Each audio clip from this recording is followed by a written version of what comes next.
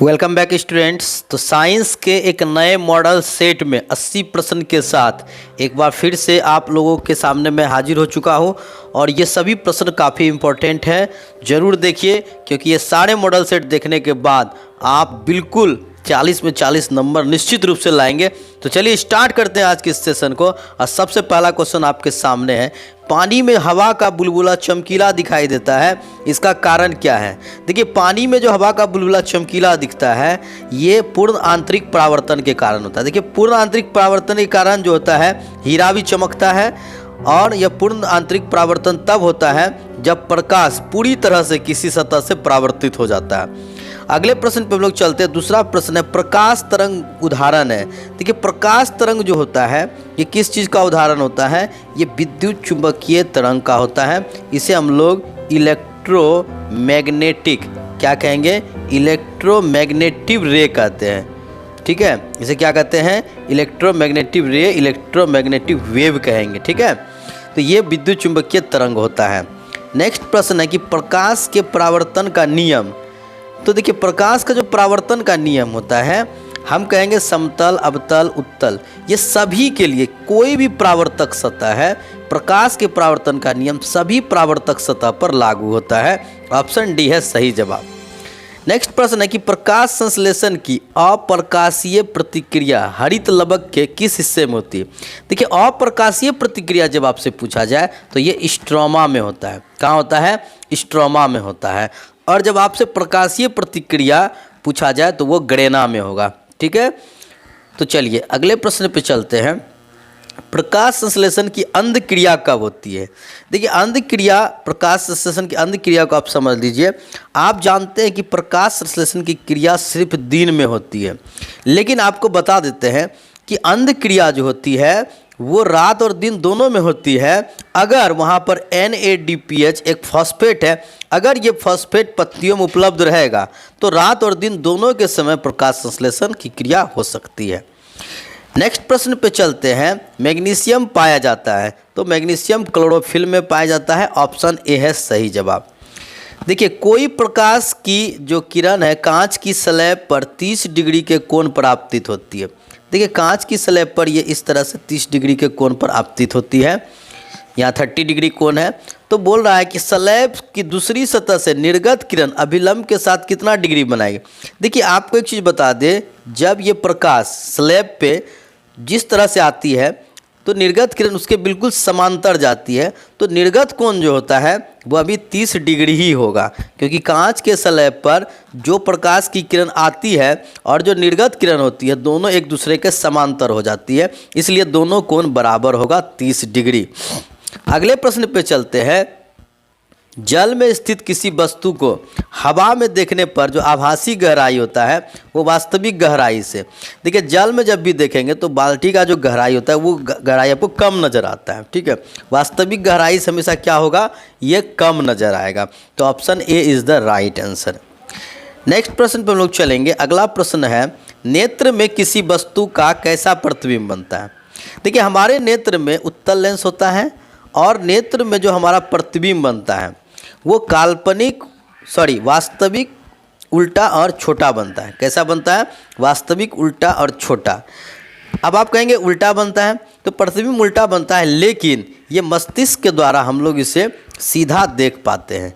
तो option C is the right answer. नेत्र में प्रतिबिंब वास्तविक उल्टा और छोटा बनता है। आइए बढ़ते अगले प्रश्न पे चलते। सामान्य दृष्टि वाले युवा के लिए स्पष्ट दर्शन की न्यूनतम दूरी, ये आप लोग को कई बार बता चुके हैं। यहाँ पर 25 सेंटीमीटर। देखिए, इसमें आपको गौर करना है, 25 सेंटीमीटर होता है। ऑप्शन को ध्यान से देख के लगाना है। ठीक है, अब यहाँ पर आइए, मनुष्य में प्रमुख उत्सर्जी अंग। तो उत्सर्जी अंग मनुष्य में जो होता है वो होता है वृक्क, यानी इसको हम लोग अंग्रेजी में किडनी भी कहते हैं। किडनी जो है वो प्रमुख उत्सर्जी अंग होता है। मनुष्य में 2 जोड़ा वृक्क एक जोड़ा मीन्स 2 वृक्क होते हैं। ठीक है, एक जोड़ा होता है। मनुष्य में उत्सर्जी अंग कितने होते हैं? वृक्क जो होता है वो एक जोड़ा होता है। देखिए, अगला प्रश्न है यहाँ पर कि मस्तिष्क उत्तरदायी है। तो मस्तिष्क क्या क्या करता है? देखिए, मस्तिष्क सोचने के लिए उत्तरदायी होता है, हृदय के स्पंदन यानी कि हृदय के धड़कने में भी वो उत्तरदायी है, शरीर के संतुलन उसमें भी उत्तरदायी, यानी कि सभी चीज़ों के लिए मस्तिष्क उत्तरदायी होता है। ठीक है, अगले प्रश्न पे हम लोग चलते हैं, इनमें से किसका प्रयोग खरपतवारों के उन्मूलन में होता है। देखिए खरपतवार मतलब होता है जो फसल के साथ में जो अवांछित पदार्थ उग जाते हैं, अवांछित पौधे, जैसे कि बथुआ, चौलाई, हिरणखुरी, इस तरह के बहुत सारे पेड़ जो है वो फसल के साथ में झाड़ के तरह उग जाते हैं, इनको नष्ट करना होता है। तो इसके लिए हम लोग फेनोक्सी एसिटिक एसिड 2,4-D कहते हैं इसे। 2,4-D एक खरपतवार नाशी होता है। तो option C is the right answer है।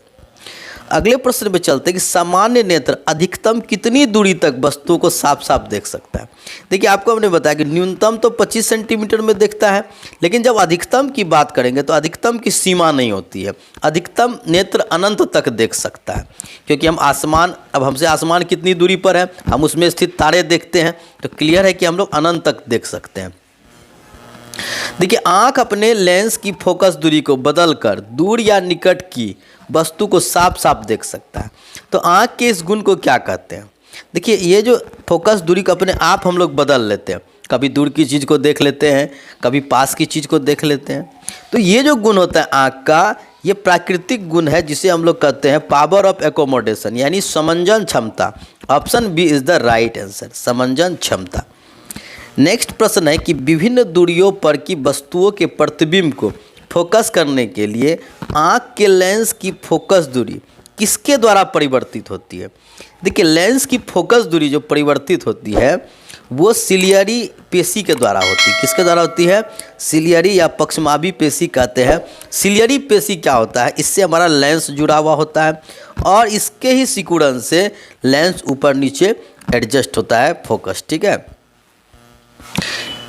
इनमें से कौन कलिकाओं और बीजों का सुसुप्तीकरण, यानी देखिए सुसुप्तीकरण का मतलब उसको नष्ट करता है। तो कलिका और बीज को नष्ट कौन करता है? वो करता है एब्सिसिक एसिड।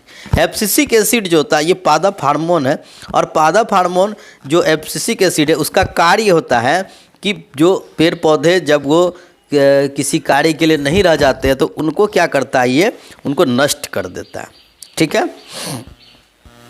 नेक्स्ट है, इनमें से किसके छिड़काव से फल धीमी गति से पकता है? देखिए आप जानते हैं कि एथिलीन जो होता है प्राकृतिक रूप से फल को पकाता है, लेकिन अगर हम लोग जिबरेलिन का छिड़काव कर देंगे तो जिबरेलिन के छिड़काव से फल धीमे धीमे पकता है, ठीक है। तो gibberellin is the right answer. Next question है कि पीयूष ग्रंथि मस्तिष्क के किस भाग से जुड़ी होती है? देखिए पीयूष ग्रंथि मस्तिष्क के किस भाग में होता है? तो ये हाइपोथैलेमस में होता है। कहाँ होता है? पीयूष ग्रंथि हाइपोथैलेमस में होता है। नेक्स्ट प्रश्न हमारा विद्युत वाहक बल। देखिए विद्युत वाहक बल जो होता है ये एक तरह का क्या है?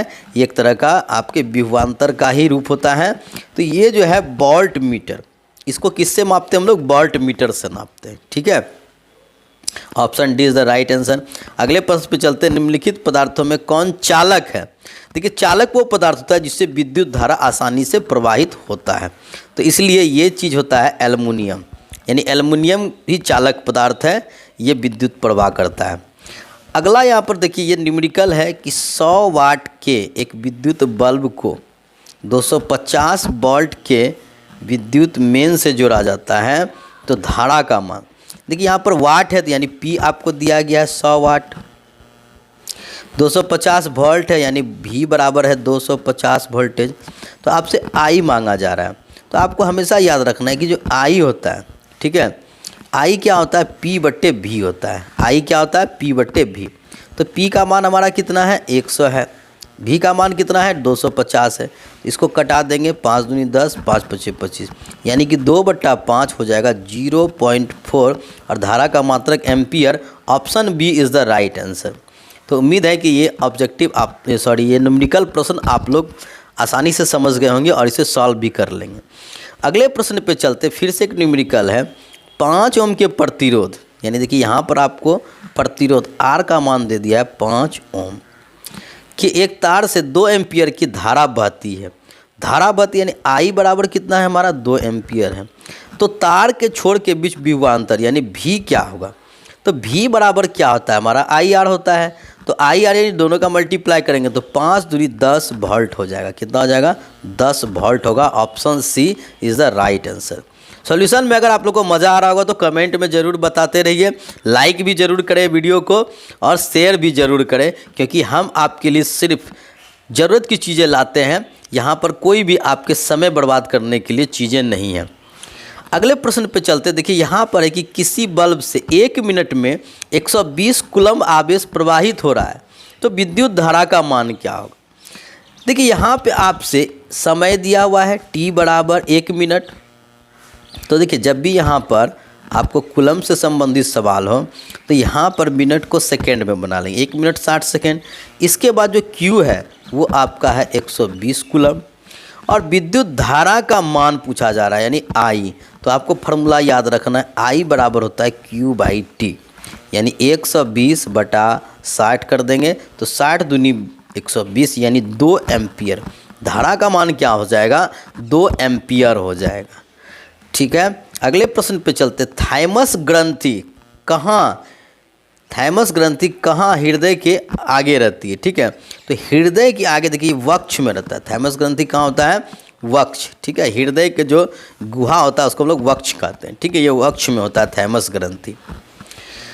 अगला प्रश्न है कि देखिए नर युग्मक और मादा युग्मक के संलयन को, देखिए नर युग्मक और मादा युग्मक का जब संलयन होता है तो उसको हम लोग कहते हैं निषेचन। ठीक है, उसे क्या कहते हैं हम लोग, निषेचन कहते हैं। तो यहाँ पर देखिए निषेचन यहाँ तो ऑप्शन में नहीं, यानी ऑप्शन डी हो जाएगा, इसमें से कोई नहीं। नर युग्मक और मादा युग्मक के संलयन को निषेचन कहा जाता है। किण्वन, बौनापन, मधुमेह ये अलग चीज़ है। ठीक है, option D is the right answer. एक लिंगी पादप, देखिए एक लिंगी पादप का अगर उदाहरण दिया जाए तो इसमें पपीता होता है।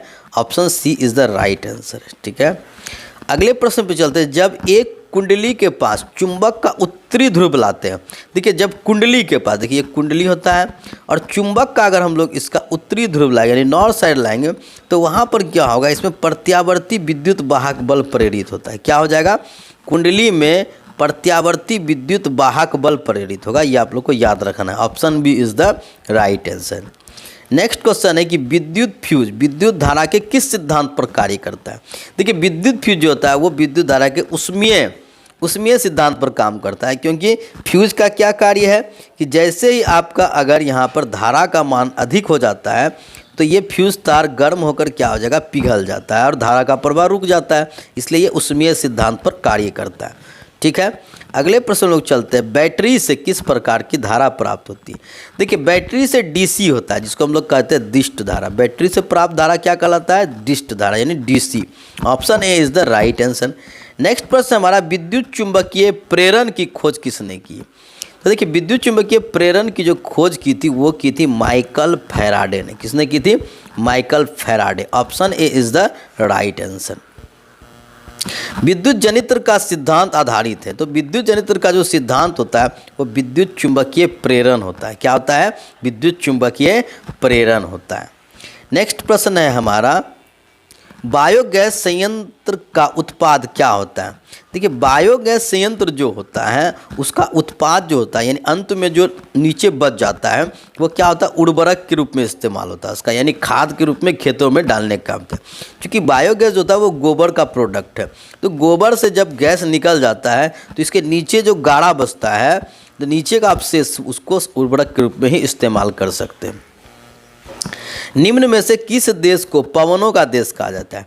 देखिए पवन जो होता है ये पवन जहाँ हमेशा मिनिमम 15 किलोमीटर प्रति घंटा से ऊपर जहाँ हवा चलते रहती है उसको पवन का देश कहते हैं। और ये डेनमार्क होता है। डेनमार्क में आपके पवन हमेशा 15 किलोमीटर प्रति घंटा के आसपास बहती है, तो डेनमार्क को पवनों का देश कहा जाता है।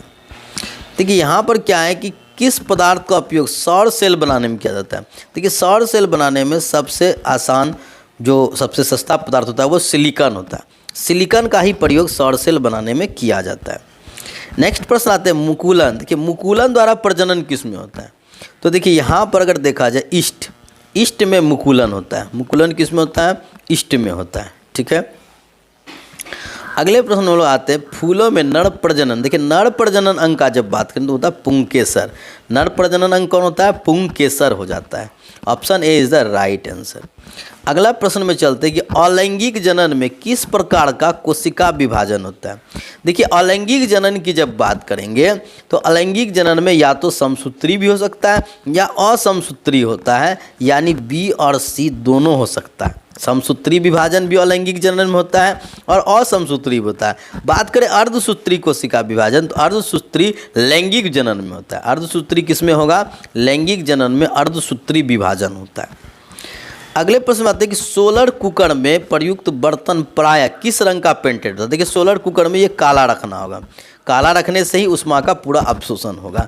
ठीक है, नेक्स्ट प्रश्न में चलते हैं यूरो 2। देखिए यूरो 2 जो बनाया गया था ये ये वाहनों से निकलने वाले धुएं को कम करने के लिए, ताकि वायु प्रदूषण कम हो, इसलिए यूरो 2 वायु प्रदूषण से रिलेटेड होता है। Option A is the right answer. Next प्रश्न में चलते हैं कि फेरस सल्फेट यानी FeSO4 से लोहा को कौन निकालेगा? तो देखिए लोहा से अधिक अभिक्रियाशील जो होगा वो निकालेगा, तो लोहा से अधिक अभिक्रियाशील कौन है? जिंक होता है, यानी Zn। तो Zn जो है लोहा को विस्थापित कर देगा, तो ये ZnSO4 बन जाएगा और प्लस बन जाएगा Fe। ठीक है, चलते अगले प्रश्न पे। अगर गर्म CuO पर हाइड्रोजन गैस प्रभावित करेंगे, देखिए ये प्रयोग की बात है, जब आप गर्म CuO पर हाइड्रोजन गैस प्रभावित करेंगे तो ये भूरे रंग का हो जाएगा। कैसा हो जाएगा? भूरे रंग का हो जाएगा। नेक्स्ट प्रश्न है किसी रासायनिक अभिक्रिया में ऑक्सीजन के अनुपात का बढ़ना। देखिए ऑक्सीजन का अनुपात बढ़ना मतलब ऑक्सीजन प्लस होगा, तो जब ऑक्सीजन प्लस होगा तो इसको ऑक्सीडेशन बोलेंगे। तो ऑक्सीडेशन का मतलब होता है उपचयन। क्या होता है? उपचयन अभिक्रिया। ऑक्सीजन का बढ़ना यानी उपचयन होता है। नेक्स्ट प्रश्न है कि उपचयन अपचयन अभिक्रिया को क्या कहते हैं? देखिए उपचयन यानी ऑक्सीडेशन और अपचयन यानी कि रिडक्शन, दोनों को मिला देंगे तो बन जाएगी रेडॉक्स। क्या बोलेंगे इसे? रेडॉक्स अभिक्रिया। ये दोनों अभिक्रियाएं हमेशा एक साथ होती है, इसलिए हमेशा अपचयन उपचयन अभिक्रिया को रेडॉक्स अभिक्रिया कहेंगे।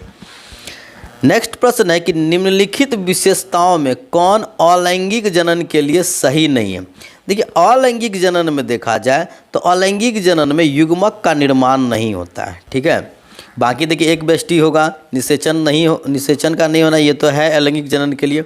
ज़्यादा संख्या में उत्पत्ति ये भी अलैंगिक जनन में होता है, लेकिन युग्मक नहीं बनते अलैंगिक जनन। देखिए अलैंगिक जनन क्या होता है? स्वतः ही विखंडित हो जाता है, तो इसमें जो होता है आपके शुक्राणु और अंडाणु दोनों का मिलन नहीं होगा, तो ये युग्मक का निर्माण नहीं होगा। ठीक है, तो अलैंगिक जनन में युग्मक नहीं बनता है। Option B is the right answer. देखिए यहाँ पर कि एक लक्षण के जोड़े की आनुवंशिक का अध्ययन। देखिए अगर एक लक्षण के जोड़े का आनुवंशिक अध्ययन बोला जाएगा उसको बोलेंगे मोनोहाइब्रिड क्रॉस। क्या बोलेंगे? मोनोहाइब्रिड क्रॉस इस अध्ययन को कहा जाता है। Option B is the right answer. देखिए जीवों में विविधता हेतु उत्तरदायी है, तो जीवों में विविधता के लिए उत्तरदायी क्या होता है? देखिए विभिन्नता तो है ही, आनुवंशिकता है, लेकिन जो विविधता के लिए उत्तरदायी होता है वो क्रमिक और निरंतर विकास होता है। क्रमिक और निरंतर विकास के ही कारण क्या होता है? जीवों में विविधता होता है। नेक्स्ट प्रश्न है कि सेक्स क्रोमोसोम की खोज किसने की? देखिए अगर सेक्स क्रोमोसोम की बात करेंगे तो उसकी खोज हैकिंग ने की है। किसने की है? हैकिंग ने की है।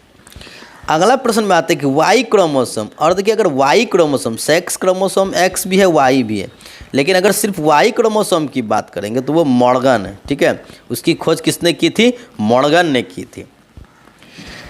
नेक्स्ट आता है कि देखिए संतृप्त हाइड्रोकार्बन। देखिए संतृप्त हाइड्रोकार्बन हम कहते हैं एल्केन को, क्योंकि इसमें सिंगल बॉन्ड होता है। एल्केन का सामान्य सूत्र CnH2n+2 होता है, तो एल्केन जो होता है वो संतृप्त हाइड्रोकार्बन कहलाता है। इसके अलावा आपके एक होता है एल्किन जिसका सामान्य सूत्र होता है CnH2n।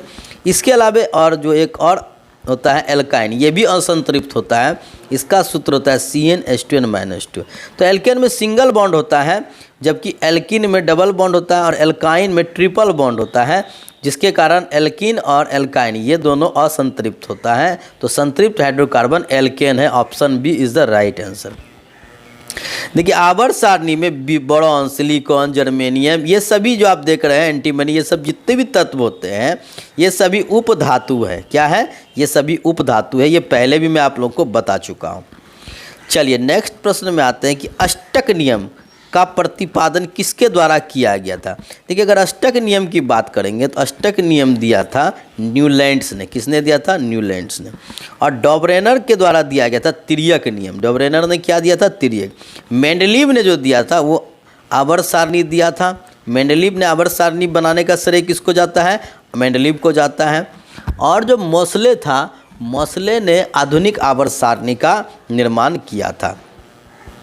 नेक्स्ट प्रश्न है क्लोरीन परमाणु के बाह्यतम कक्षा। हम देखिए क्लोरीन की बात करें तो इसका जो परमाणु संख्या होता है 17, तो इसका इलेक्ट्रॉनिक विन्यास हो जाएगा 2 8 7, इसलिए इसके बाह्यतम कक्षा में इलेक्ट्रॉन होंगे 7 इलेक्ट्रॉन है। Option C is the right answer. Next प्रश्न है लेड नाइट्रेट और पोटेशियम आयोडाइड। ठीक है, लेड नाइट्रेट यानी कि PbNO3 और पोटेशियम आयोडाइड यानी कि Ki के विलयन को जब मिलाने पर जो अपक्षेप बनेगा तो वो अपक्षेप किस रंग का हो जाएगा। देखिए उस अपक्षेप की अगर बात करें तो ये श्वेत रंग का हो जाएगा। किस रंग का हो जाएगा? श्वेत रंग का अपक्षेप हो जाएगा। क्लियर है, श्वेत रंग का होता है। नेक्स्ट प्रश्न में चलते हैं। अपच, देखिए अपच यानी एसिडिटी हो जाता है, तो अपच के लिए हम लोग किस औषधि का उपयोग करेंगे? तो अपच के लिए घरेलू उपचार होता है एंटासिड कहते हैं ना।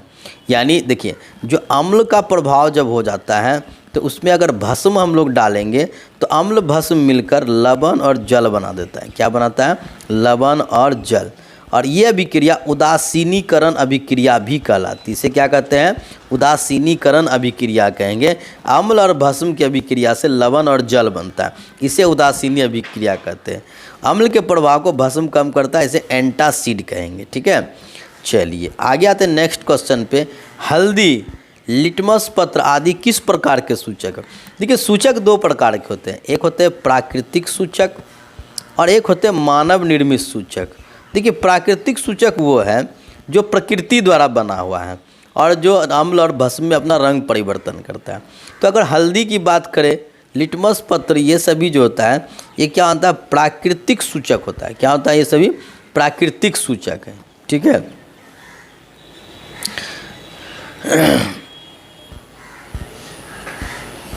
नेक्स्ट प्रश्न है हमारा कि लिटमस विलयन बैंगनी रंग का रंजक होता है जो निकाला जाता है।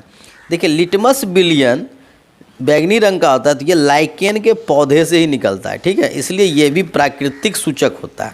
ठीक है, ये लाइकेन के पौधे से निकाला जाता है। सोडियम जिंकेट, देखिए सोडियम जिंकेट का रासायनिक सूत्र की बात करें तो ये हमारा हो जाएगा NaZnO2। तो यहाँ पर चूँकि देखिए यहाँ पर Na2ZnO2 होना चाहिए। तो यहाँ पर किसी एक ऑप्शन में ये छूटा हुआ है, तो ये ऑप्शन किसी एक ऑप्शन में हम लोग इसको दे देंगे, Na2ZnO2 होना चाहिए। ठीक है, तो ऑप्शन सी या डी किसी में इसको आप लोग यहाँ जान लीजिए, Na2ZnO2 होता है। देखिए नेक्स्ट प्रश्न है कि क्रोमोसोम के किस भाग में क्रियाशील जीन पाए जाते हैं? तो देखिए क्रियाशील जीन यूक्रोमेटिन में पाया जाता है। कहाँ पाया जाता है? यूक्रोमेटिन में।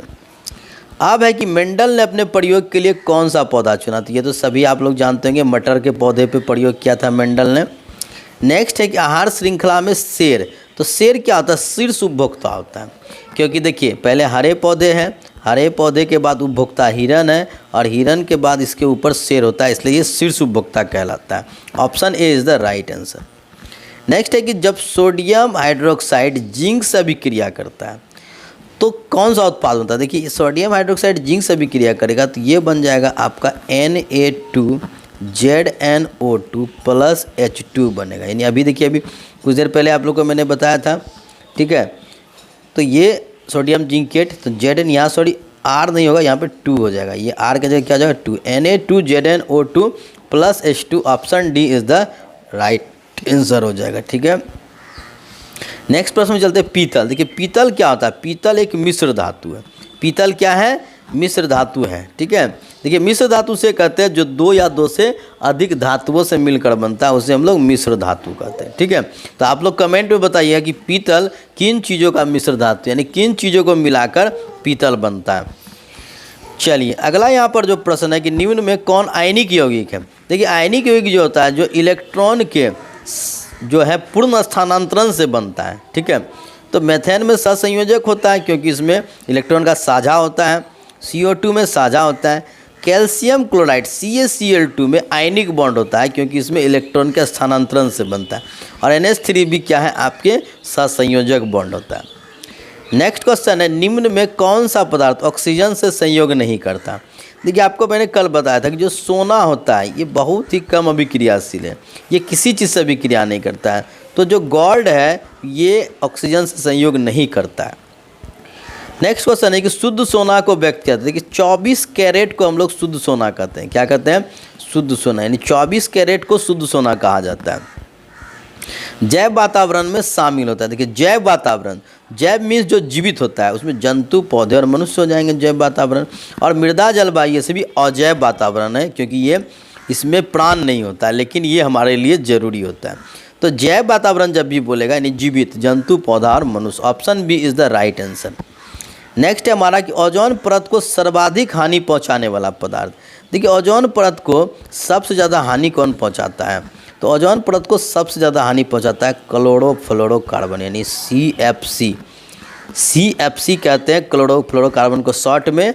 कभी कभी आपसे क्वेश्चन पूछता है कि CFC का पूरा नाम क्या होता है, तो क्लोरोफ्लोरोकार्बन होगा। नेक्स्ट है कि कौन सा अधातु कमरे के ताप पर द्रव होता है। देखिए अधातु है, ध्यान रखना, जब अधातु बोला जाएगा तो ब्रोमीन, लेकिन यहाँ पर जब धातु बोला जाएगा कि कमरे के ताप पर कौन धातु द्रव होता है, तो वो हो जाएगा पारा। ठीक है, अधातु ब्रोमीन और धातु पारा। नेक्स्ट है हमारा कि CnH2n+2। CnH2n+2 ये किसका सूत्र होता है? देखिए अभी मैंने आपको बताया था कि एल्केन +2 जब भी होगा एल्केन, तो आपको 3 नाम याद रखना है, एल्केन, एल्कीन और एल्काइन। ठीक है, तो एल्कीन जो होता है उसमें +2 खत्म हो जाता है और एल्काइन में फिर -2 हो जाता है। ठीक है, तो ये आपको याद रखना है, तीनों इंपॉर्टेंट है, एक ना एक पूछा ही जाता है। नेक्स्ट प्रश्न है कि नीला थोथा यानी तूतिया का रासायनिक सूत्र क्या होता है?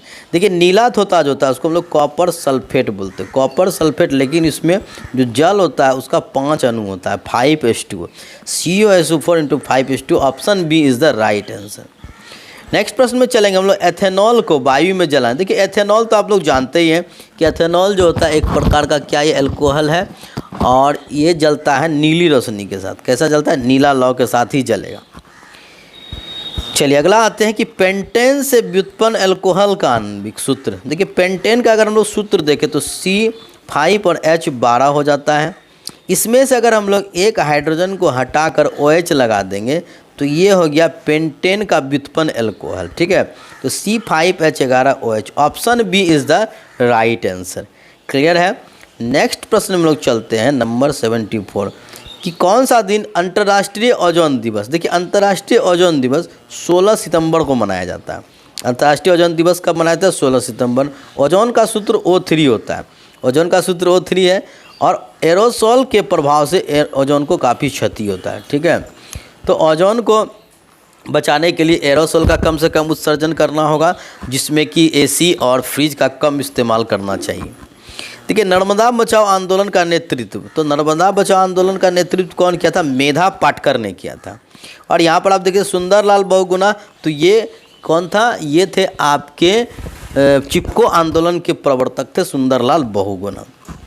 नेक्स्ट है आपका निम्न में कौन एक उभयलिंगी। उभयलिंगी मीन्स जिसमें दोनों स्त्री और पुल्लिंग दोनों होता है, वो केचुआ में होता है। किसमें होता है? केचुआ में होता है। आवर्त सारणी के समूह 1 के तत्व। देखिए समूह 1 का जो तत्व होता है उसे हम लोग कहेंगे क्षार धातु, है ना। ठीक है, क्षार धातु कहेंगे, अल्कली मेटल कहेंगे, यानी क्षार धातु। Option C. ठीक है, option C is the right answer.